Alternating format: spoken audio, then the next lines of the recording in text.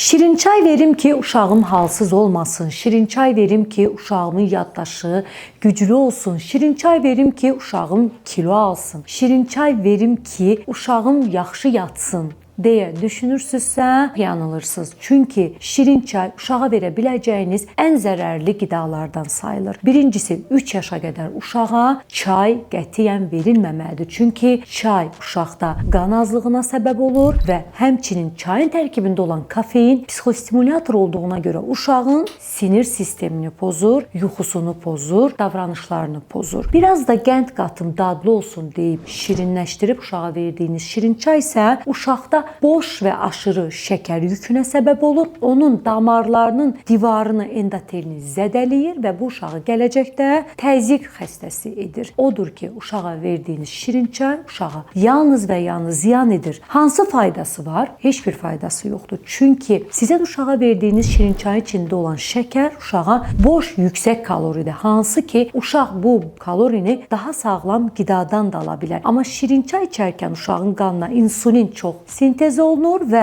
uşaq 1-2 saat sonra qana çox sintez olmuş insulin uşaqda halsızlığa, bəzən baygınlığa, soyumaya, avazımaya belə gətirib çıxara bilir. Bir növ uşaqda şəkər əlamətlərinə səbəb ola bilir. Odur ki, dəyərli ailələr, dəyərli valideynlər, uşağınızı çalışın, faydalı və sağlıqlı qidalarla enerjiləndirin. Faydalı və sağlıqlı qidalarla bəsləyin. Faydalı və sağlıqlı qidalarla kilo alımını sağlayın.